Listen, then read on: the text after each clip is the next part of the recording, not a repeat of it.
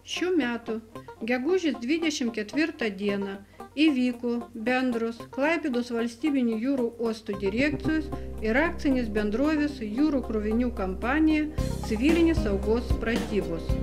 Uostų direkcijos ekstremalių situacijų operacijų centras pasiruošęs dirbti kilus avarijoms Klaipėdos valstybinėme jūrų uoste. Pratybų metu imituojamas gaisras bei sprogimas pakrautame amonijos salietro laive.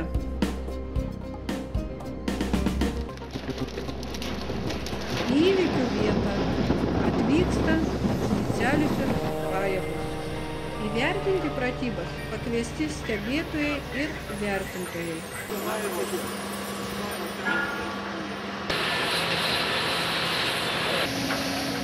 Bendrovės teritorijoje pastebimi įtartini žmonės, kurie grasina susprogdinti laivą. Bendrovėje įvedamas 3 apsaugos lygis.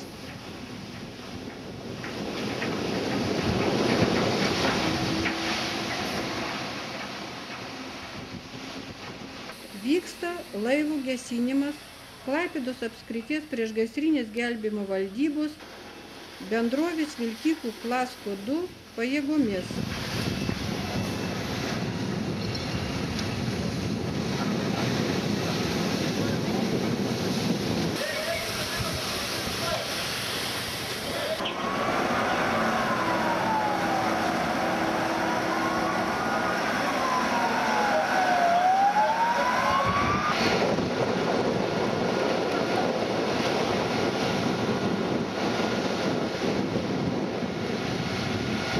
Antiteroristinė rinktinė Aras sulaiko teroristus.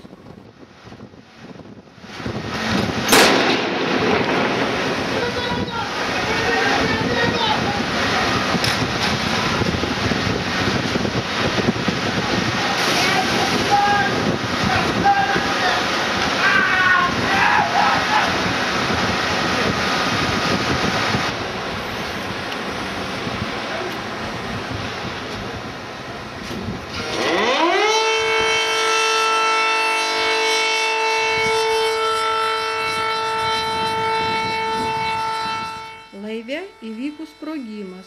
Sprogimo banga pažeidžia uždaros akcinės bendrovės Kamenotrans kompresorinę. Į atmosferą patenka amoniakas. Bendrovėse skelbiamas cheminis pavojus. Klaipėdos apskrities priešgaisrinės gelbėjimo valdybos pajėgos stato vandens užtvarą.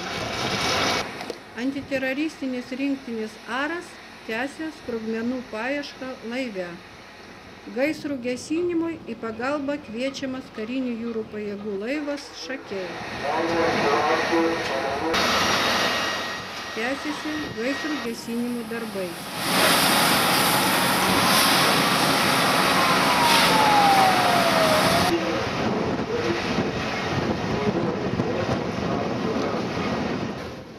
Gelbėjimo laivas Šakiai pradeda gesinimo darbus.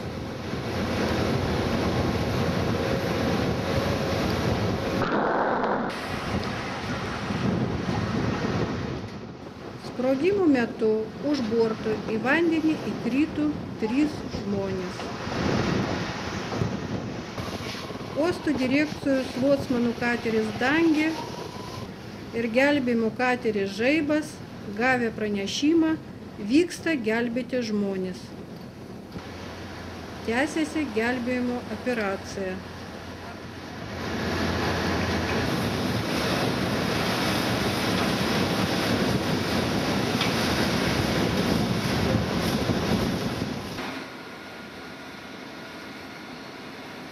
Suteikiama pirmoji medicinos pagalba nukentėjusiam.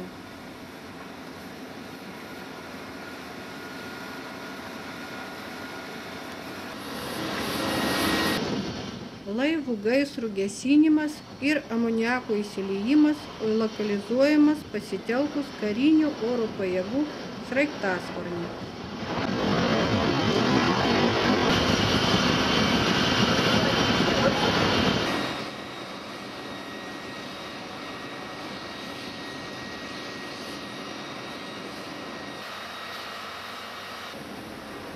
antiteroristinė rinktinė Aras užbaigė sprogmenų paiešką laive.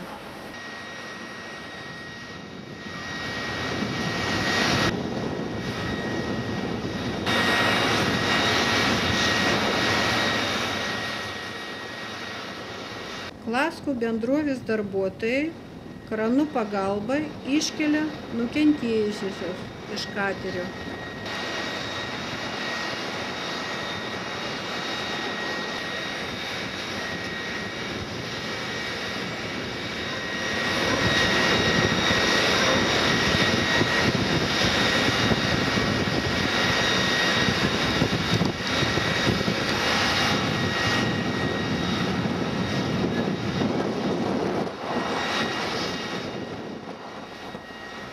Ir perduoda greitosios medicinos pagalbos darbuotojams. Sprogimo metu pažeistas laivų korpusas ir uosto akvatorijoje patenka naftos produktai. Uostų priežiūros tarnybos darbuotojai kartu su pakrančių apsaugos rinktinė stato bonines užtvaras.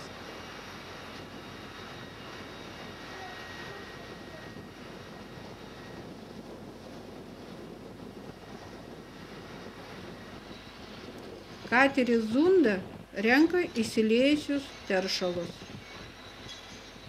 Boninė užtvara uždarytas žiemos uostelis.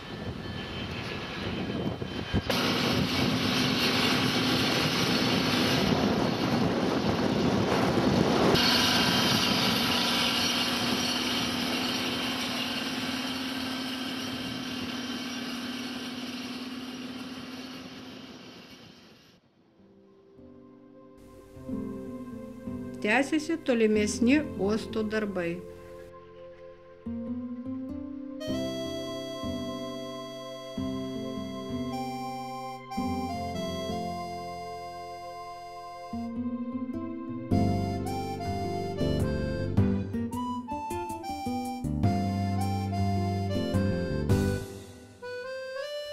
Atlikus praktinės užduotis, organizuojamas aptarimas, kuriame teikiamos pastabos ir pasiūlymai tobulinti veiksmus susidarius ekstremaliai situacijai.